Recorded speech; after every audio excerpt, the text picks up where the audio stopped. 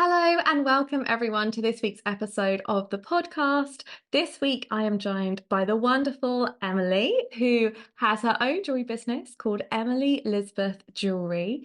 And Emily's been involved in our community for a while. She is a very inspirational jeweler. You may know her from Instagram, and if not, then I'm sure you will be following her on Instagram after this. She actually was one of the winners of JewelFund this year. So we are going to be working together this year on her business, but she has an incredible business that she has started that we're going to be talking about today. We'll also talk a bit about her journey into jewelry making.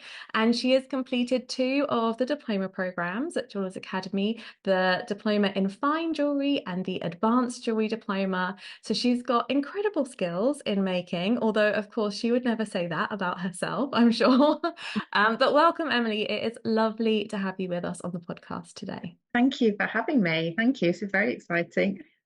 Absolutely. And you're joining us from your studio, which we can see a little bit of in the back. Yes, yeah, it's very cold in here tonight. Still a bit wintry, frost on the ground. Yes, yes. And anyone watching on YouTube will be able to take a little look, but it's beautiful. And actually I've seen images of your studio on your feed, and it just looks like a lovely space that you've created for your business and for yourself. So Yeah, I'm very lucky. yeah. Well, I'm not just luck. I think you put a lot of work into it. But yes, brilliant. So do you want to start by just telling us a little bit about how you got involved in jewelry making in the first place? Is it something that you've always done, or did you come to it as like a second career? How did it come into your life? Yeah, I mean, I've always been interested in jewelry. I've always been creative, and it was probably between interior design and jewelry. They were the two that I always wanted to do. But I think I got carried away down that route of, university.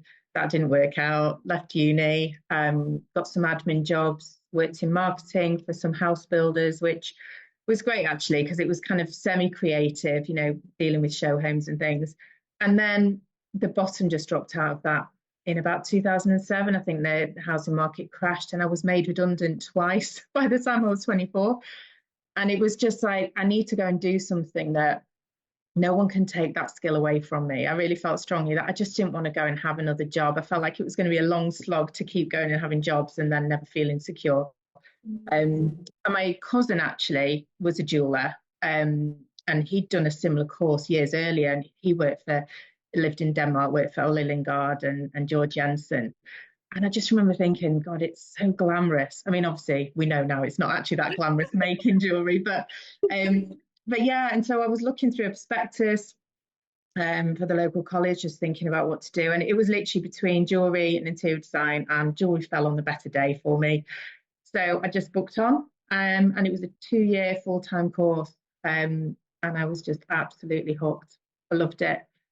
It was just, Amazing. yeah, it was amazing. But then, like most things, that stopped, and there was kind of no business direction with it. You did your course, and then that was it.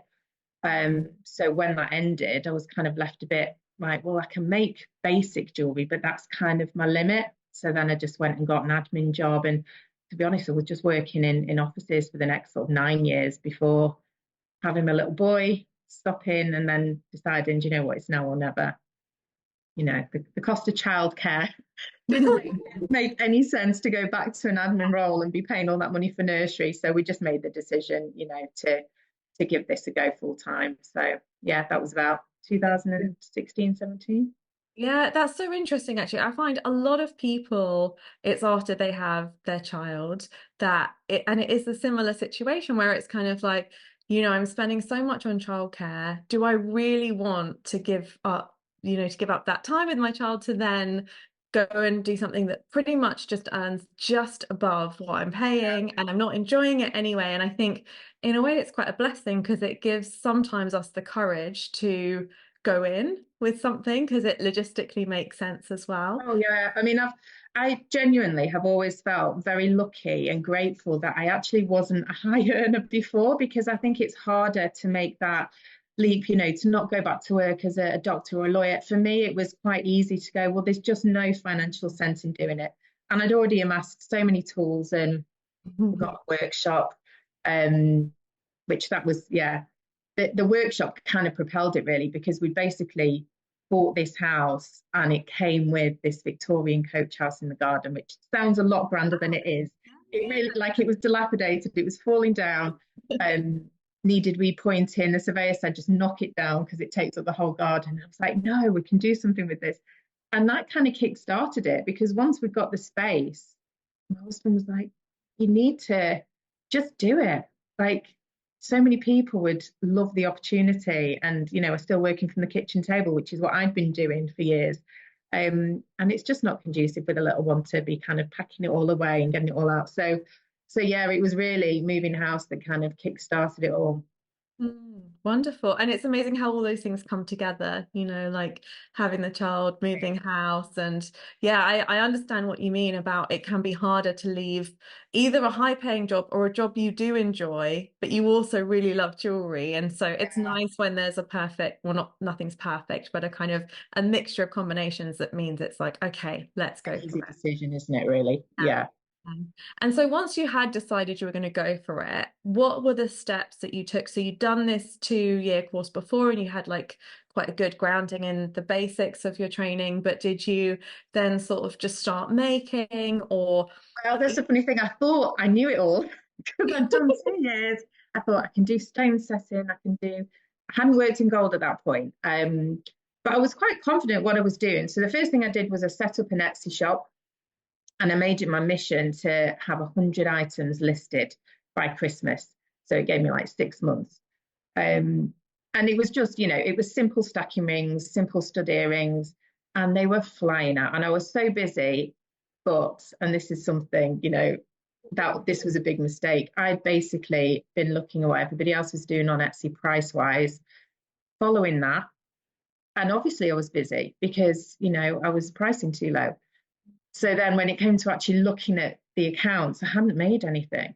I had made no money. It was more of a sort of, it was an ego boost because I looked like I was always busy. So that at that point I went, right, this isn't, I need to take this seriously because this can't just be an expensive hobby. So that's when I joined the Jewelers Academy and actually started learning about pricing and, how to actually run a business. And yeah, I did a couple of the individual courses. And that's when I realized actually what I'd learned, although it was a brilliant foundation, it was jewelry and applied art. So a lot of the classes were the history of art and things that they're probably relevant, but I didn't want to be wasting my time doing it. I just wanted to get on with the making. Um, so yeah, Jewelers Academy, doing those things online and seeing how much easier it was doing it online. Um, you're not all huddled around your tutor trying to sort of all look over and see what she's doing.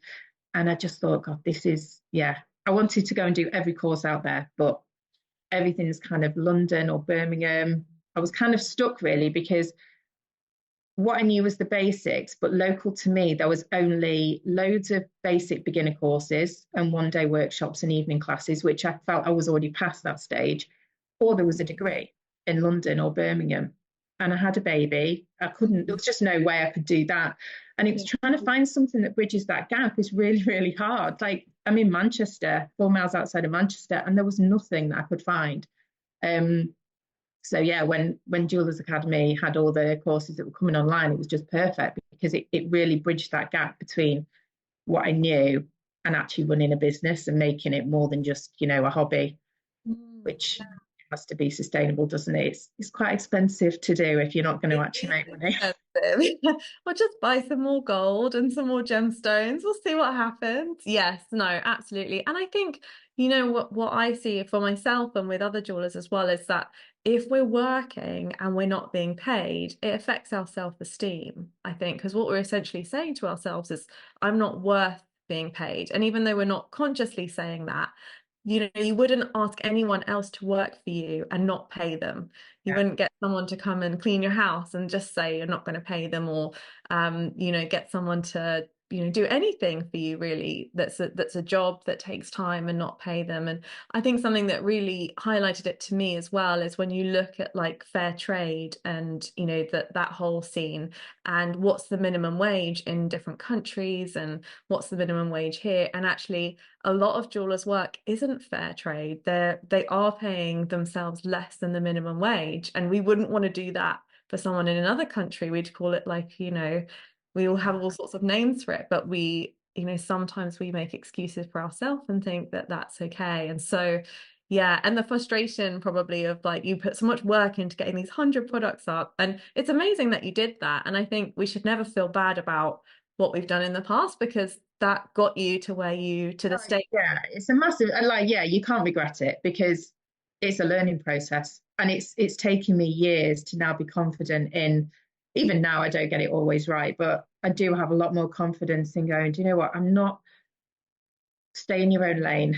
What you do is what you do, and how you price it is how you price it. I'm not up for kind of getting into a discussion anymore with people and trying to justify why I charge what I charge. I think if people actually saw, the background and the behind the scenes of what it takes to run a business, they'd realize it's not actually about that hour that it takes you to make a piece of jewelry. It's everything. It's a huge thing that goes into it.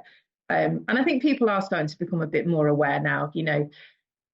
All the TV shows and stuff, they are really helping people to understand. Because even friends and family have said to me, God, I thought you were just in the workshop, just sort of tinkering around, getting to make beautiful things. And I was like, I do, but honestly, that's probably 20% of my business. That's 20% of my week is actually making. The rest of it, there's so many other things to consider. So yeah, you kind of justify your price in that way. Yeah, yeah, absolutely. And I love what you said about that you don't justify your pricing anymore, that actually, it seems like you work to attract the right customers who aren't going to get into that conversation. Because I think as soon as someone's almost started that conversation around pricing and bartering, we already know we're on a slippery slope because it's like, this isn't our customer, probably like. No.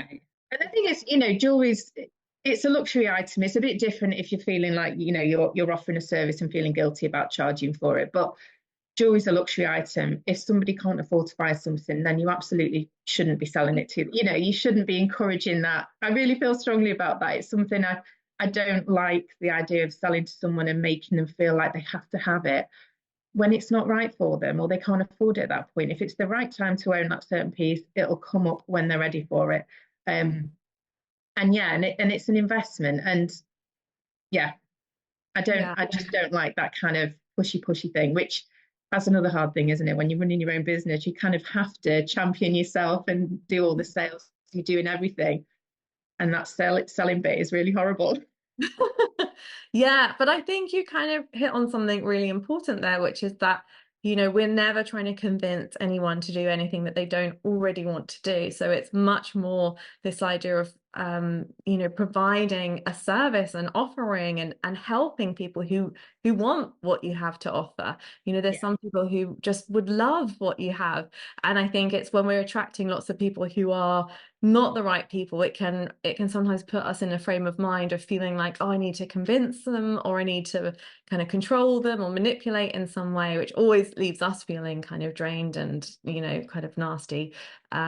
But yeah, kind of moving towards that, just attracting the right sort of people. Yeah. And I think naturally, moving into that different price range, having done the fine jewelry diploma and the advanced, moving into that different sector, you actually get less of that. You get less of people. It's not that they're not price sensitive, it's just that I find that the people who are spending £20 on a pair of stud earrings might be more difficult sometimes. Yeah. There's more back and forth. I've never had anyone buy an engagement ring and waste time and spend as much. They tend to respect time, and I don't know, it's just easier. So yeah, those please. Yeah.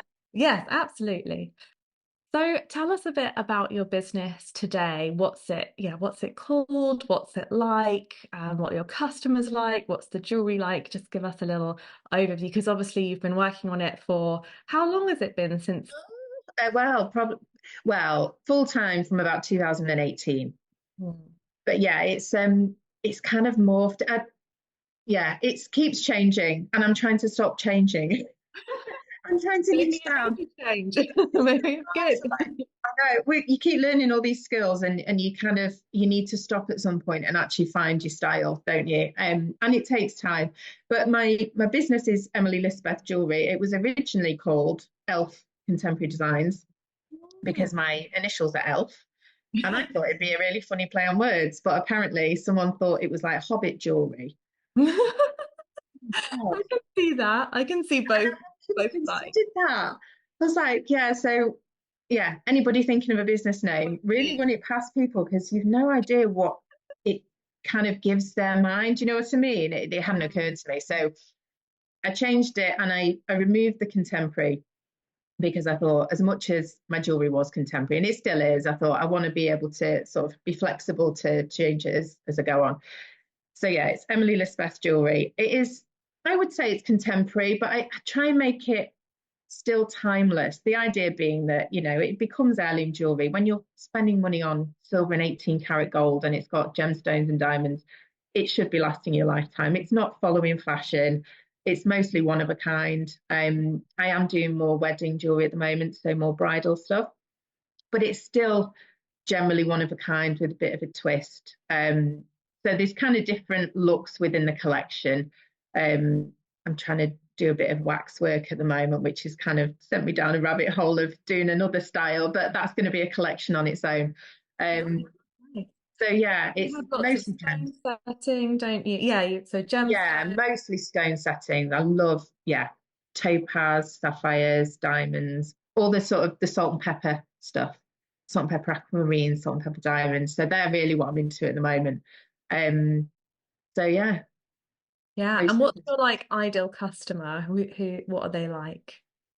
Well, my customer generally is an older lady. Probably, I've noticed this recently. They tend to be again probably less price sensitive because they're getting to a stage where maybe they've got a bit more disposable, but also they seem to have a bit more like oomph, you know, a bit more statement. They kind of like don't really care what people think. So they want something that's statement, but they don't want to go for the cheap high street version. They want something that's still quality, but they want to be at a party and know that there's not going to be, you know, another three people wearing the same designer necklace or something. It's those people really. So they do tend to be, yeah, I would say my age and older. I've had quite a lot of men recently, actually. Nice. Buying for themselves or Yeah, for buying for gifts. yeah. So I have had quite a lot of men asking about jewelry for themselves. So and it's not something I really do. I do cufflinks, but I've not really. I think these days anything goes, doesn't it? And men are getting a little bit more exciting with what they wear. So yeah, that might be another market.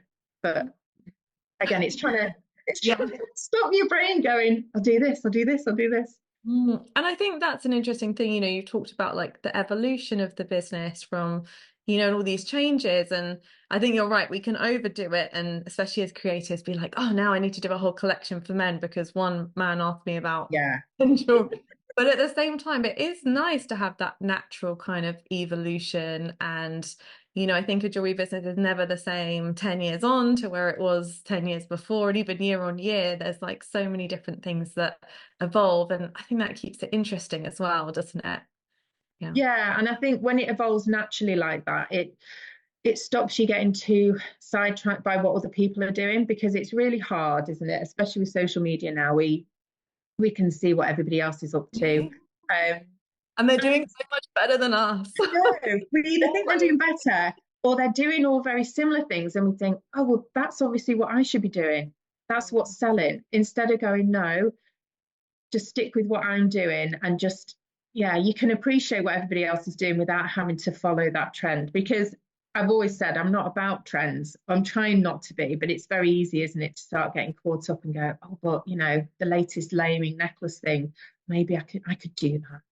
But actually, people tend to be really good at what they do, and you Mm. need to leave them to be really good at what they do, and then you do what you're good at. Yes. Don't try and be somebody The else. discipline. Yeah. Yeah. The discipline to kind of have that signature style, I suppose, that you develop and kind of commit to. And then there's so much you can evolve within that as well as I'm sure you Yeah. understand. Yeah, yeah.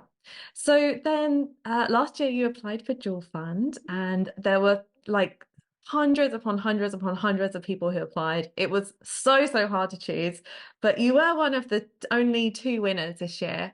So tell us a bit about your application and what you're planning on spending the money on. Yeah, about bit about your JewelFund kind of experience. Well, I think I've applied most years. And I think it was never the right time for me to have won anyway, because I think my head was very much, what's the latest tool I can buy? Or, what materials would I like to buy? And actually this year I thought, no, what is actually going to move my business forward? It's not a GRS something. It's not, you Mm. can keep procrastinating, think, when I get that, I'm going to be better. When I get that, and it doesn't work like that.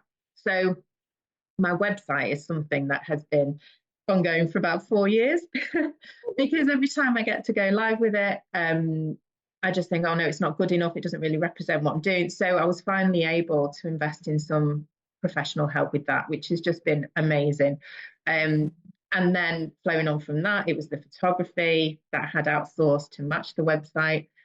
And then I'm thinking, although again, I have all these wonderful ideas, but I'm thinking that I might actually invest a bit in a copywriter Nice. just Yeah. to, try and get the tone of the website right, tweak that a bit, but also for maybe press releases, looking at doing a bit of press. I just need to spend it really on something that I definitely can't do myself, because then it feels worthwhile. Yeah. Uh, you Yeah, know, and I think those things are such great investments, aren't they? And even like, and they're investments because they keep on giving. So once you've got the website set up, that's then your infrastructure for the next 5 to 10 years before it will yeah, probably be updated again. Unfortunately, nothing is forever, but that's still a big chunk of time that you're able to then do your own updates. And the same with the copywriting. Like I've worked with a few jewelers who've worked with a copywriter, and sometimes they just get them to do like their about page, yeah, like a sample social media post, a sample like one of each, and then you yeah, can follow kind of their tone of voice, their structure that they've pulled out for you because they're kind of experts at that. So yeah, I'm a great kind of believer in investing in the things that are going to make a real difference. And you're right, we always think it's the tool. Like even when I was making earlier today and I was like, if I had this other file, I've got like 58 files. I was like, but this other file, which is sharper, it would be quicker and I would be better. And it's like, well, you know, no, maybe for like a few seconds it would save me, but the time it yeah. takes me to order it would be about the same. So it's kind It's of just a form of procrastination, isn't it? It's that constant, when I get this, then I'll be good enough. Then I'll have the confidence to do this or do that. It doesn't work like that because it never comes, because you always feel like, you're an imposter anyway. So for me, the one thing I struggle with is selling myself and wording things so it doesn't look too unprofessional. On your website, if someone else is talking about you, they do it in a way that the tone sounds. I mean, you could probably cringe when you're reading what they say because you're like, oh my God, I'm not that good. But that's what you need them to write because you have to. So spending the money on that, I think, is more worthwhile for me than, yeah, some more tools absolutely. as much as Yeah. I would. And I love what you said about, you weren't quite ready the other times because I'm sure the things that you would have bought would have been good and useful, but perhaps it wouldn't have made a real difference in your business. And I love Yeah. that these things are really setting yourself up for the next stage of growth, which is kind of coming to you already. So Yeah. So that's yeah, I would say to anyone else, just keep applying because I've applied every year.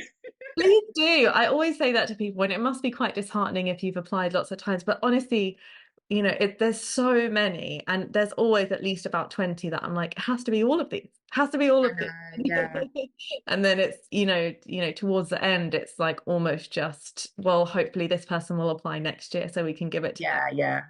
Just Um, don't ask for a rolling mill. I think I did that the first 2 years. I was like, because you're There like, are a lot of rolling mill requests. And, don't get me wrong, I love a rolling mill. But yeah, it has to very much be like that's going to really make a difference to the growth of your business. Your jewelry is all done on rolling mills, and that's going to be the key. Yeah.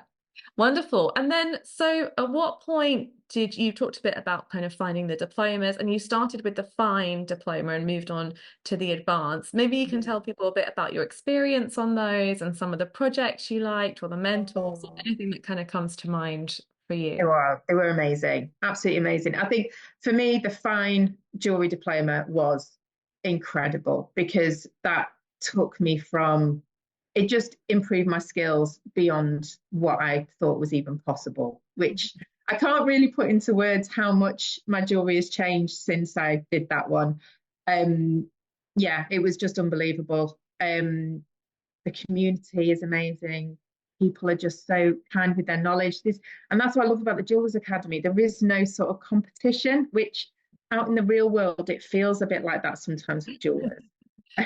You Or know, just people, even in like shopping market queues, like trying to get in front. And it's like, I feel like everyone thinks you're trying to steal ideas, or I don't know, people seem less likely to offer their time and advice. So doing the fine diploma for me, yeah, I kind of felt like I found my flock.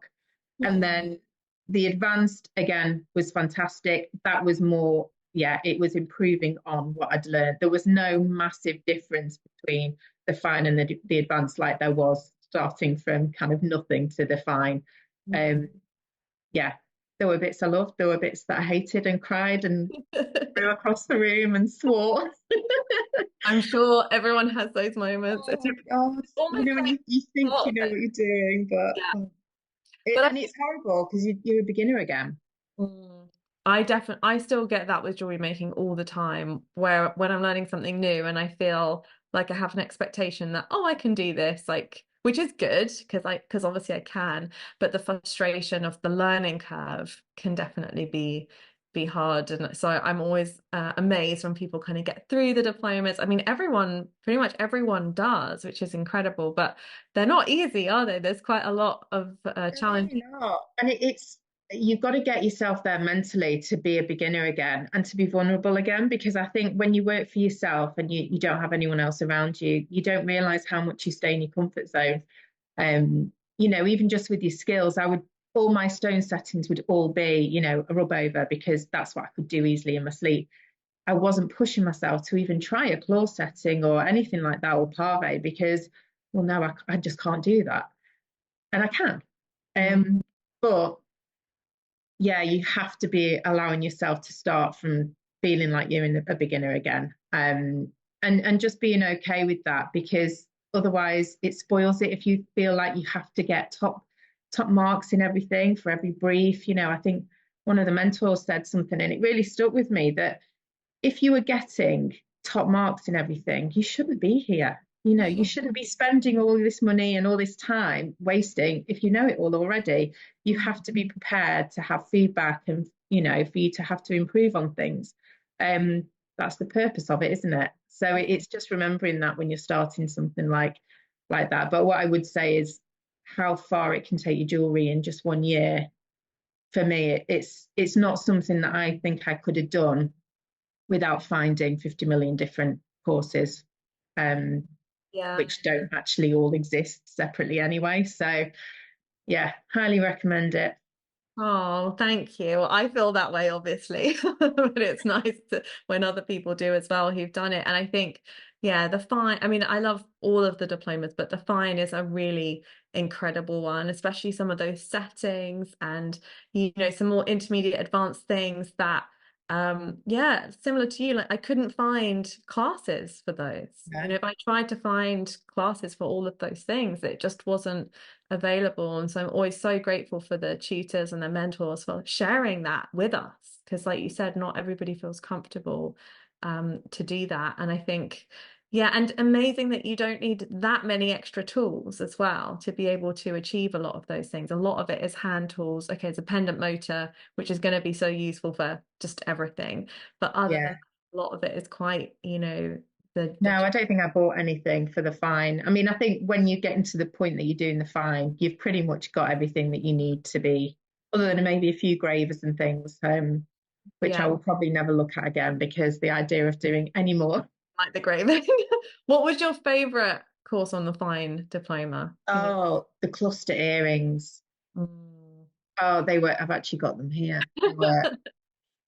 Oh, They they're were my beautiful. absolute Yeah, favourite. Nelly. Well, they were the hardest thing I've ever made, which I think, yeah. So I didn't enjoy it at the time, but they're probably the most rewarding thing I've ever made. Just because I look at them and I'm like, I made them. And they're not perfect, obviously, but yeah, I made them. Mm.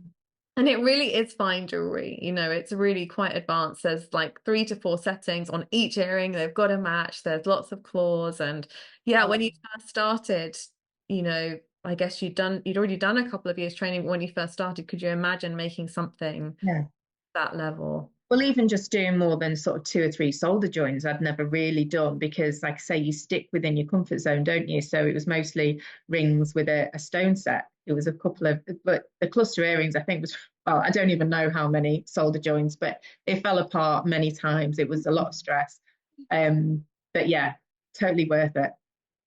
I often find as well with the projects that I've struggled with the most, in the middle of them, I hate my life that I'm doing them. But at the end, I'm more proud than ever because I'm like, do you know what? I could have given up. And I think this with business as well is like every time we face these real struggles, it's a barrier where somebody else has given up. Yeah, And people often say, like, how can I be unique? And, how can I stand out? And I think this is one of the key ways is that perseverance and choosing to just keep showing up and keep trying and obviously with the support and the encouragement and everything. So I don't think that we're meant to do this on our own. I know a lot of us are self-taught, but I think there's only so far that it's reasonable to expect ourselves to go with that. It's quite kind to yeah. give ourselves the support as well. And what were your mentors like? Who did you have on your mentor team? Do you remember? Oh gosh, I get mixed up between the two now because they one followed on from the other. So I had Stelios, Hmm. who was brilliant. Um, Karen, was Karen this one? My advanced Karen Smith. gone. Oh, Oh, Catherine Richmond. Catherine. oh, I had Catherine Richmond. Richmond on the Yeah, advanced. Yeah, yeah. she's amazing. Yeah, love Mm. her. Do you know what? Everyone's amazing. Oh, Haley Yeah, Kruger. yeah, yeah. Yes, Incredible. she's another level of technical ability. So when she looks through a loop and is like, "That's good," you're like, "Oh my God, okay." But Yeah. she'll tell you if it's not. Yes. Oh, yes. She's honest. She's lovely, but she's honest. Yeah, yeah. No, everyone's amazing. It's the skill that you're getting access to is another level. Because I know at one point I'd looked at trying to do a course with Scott McIntyre um at Vanilla Ink, but obviously that's in Scotland, and again, it just couldn't make it work with having a young family. And I think that was what tipped it for me when I saw that he was going to be on the diploma doing a stone setting. I just thought, oh well, straight away it's kind of paid for itself there. Do you know what I mean? What it would have cost me to go to Scotland to stay overnight to do his one course. I'm now getting access to him through this diploma. So yeah, for me it was invaluable. Yeah, that's amazing. And you're right, Scott is incredible. I just feel so grateful for all the teachers that we have. And I Yeah, think he's a master stone setter and a master goldsmith, and he just loves sharing his knowledge. He loves passing it on. He's got the totally different attitude to, the old school attitude, I suppose, of, we need to keep the the craft. old boys club. Yeah, and he's just like, let's let's share, let's build, let's Yeah, give as many people access to these skills as possible because we love it and it's great to share that with other people. So yeah, it's a real luxury having access to somebody like that, isn't it? That doesn't come along that often, you know. yeah, But, yeah. yeah. Oh, amazing. So what is next for you and your business? What are the next steps or what's the vision for the The year? vision to try and um stop changing too much, to really start honing in on what it is I want to make. Um I've got all the skills that really I need to do what I want to do. I don't need to keep looking at different things and trying new skills now. I just really need to hone down on what it is I'm doing. So I'm hopefully going to start doing more wedding collections. One thing I've noticed over Christmas, I think the price point that my work is at now is not really Christmas gifts. I think moving more into the wedding market, I'm noticing a lot more sort of wedding and engagement ring sales. So I think sort of trying to hone in on that a bit more, which is a whole other beast completely. And like jewelry in general, it's just so saturated. So again, it's trying to stand out, doing something a little bit different. Um, so yeah.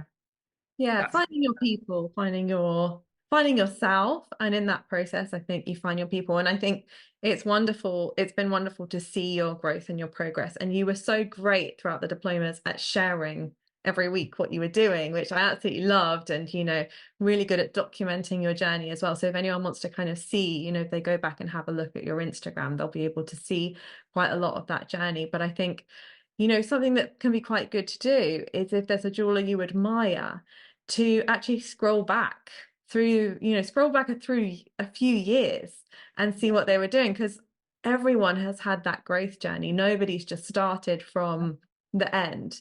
And it can be amazing to watch how people grow. And it's definitely been wonderful to see that for you. And now you're also one of our mentors on the Jewelry Business Academy, which is very exciting. And you also helped us out with the coffee morning last year. So kind of getting involved in helping other jewelers as well. What advice would you give to anyone who's perhaps started a jewelry business or is taking that leap and just thinks, gosh, how, should I do this? Will it be okay? What kind of tip or advice would you share with someone starting out? um it's easier said than done, but try not to get too swayed thinking that everybody else is doing it better or has a better idea about what they're doing or has better advice for you, even down to, when friends and family are giving you advice on your pricing or your logo. Just try and filter it out a bit, because I didn't. And for a long time, I've kind of done what I thought people thought I should be doing. And it's only now I'm getting quite firm with my boundaries and this is what I'm doing. So try not to get too swayed by everyone. Don't think everyone else knows what they're doing. When you're seeing everyone else packing up loads of orders, don't automatically assume that they're making a fortune, because like I was packing up loads of orders and not making any money. So don't just look at the highlights and think that that's it. But also, you do have to be a realist about it. It's not easy, and you do have to stand out. And that's where niching down and really trying to hone your own style is so important, because once you get known for what you do, then like you've said before, you really don't need actually that many people who become your regular customers to be able to just tick over. Once you've got your first 10 from friends and family, and then they tell their friends, they come back to you for birthdays, Christmas, you don't need to start hunting far and wide for these people who are going to buy your jewelry and marketing to all these countries. Just for me, it's about sticking local, because I've done that in the beginning. I'm doing Instagram posts and then I'm doing an advert and boosting it in London and America, and I'm thinking, actually, where I live is big enough area. If I just become known as the jeweler in my area, that's good enough. So yeah, don't think that you need to do all the things, and don't try and be everything to everybody, because it doesn't work. You really need to be known for a style. I love that. And I love, like your conviction in that as well. I feel like that's something you've really, It's it's because I'm really telling it to myself at the same time.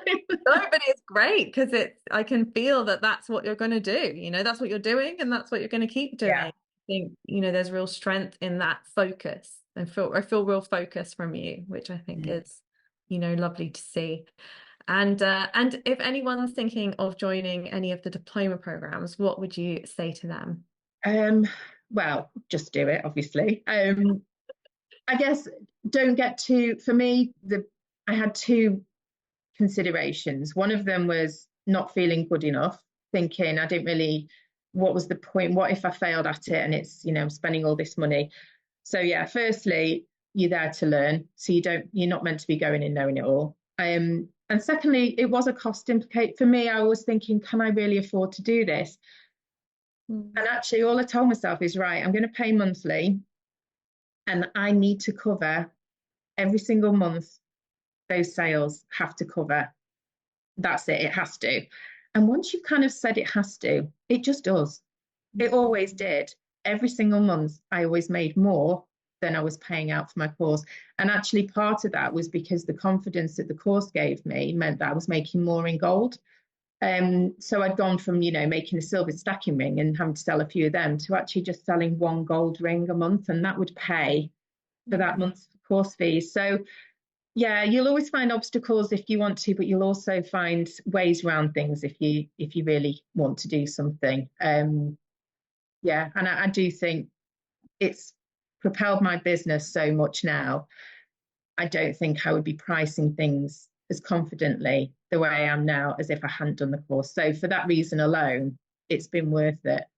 Um, so yeah, it's an investment in yourself, isn't it? Mm.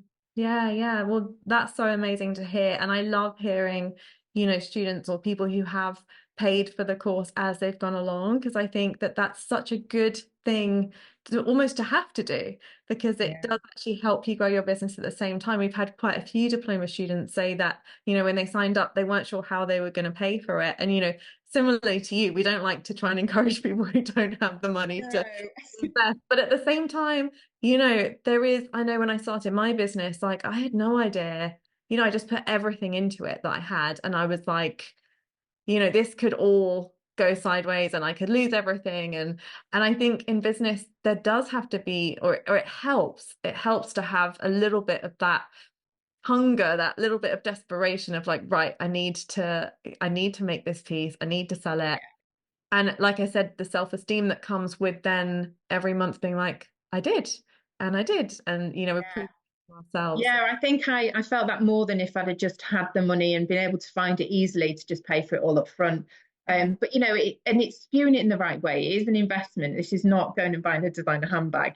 This is you've got to think about it differently, haven't you? And I do believe very strongly that, you visualize something and you can actually make it happen. So, you know, and actually And you the did. price and it did, yeah. And I did do my research actually before I signed up for it. And I thought the cost of doing all these elements separately, it just would have been thousands of pounds. There's just no way I could have done it. And obviously the cost of a degree is just another level altogether. So yeah, I think it's good value, but you would make it back anyway, just in the pieces that you sell.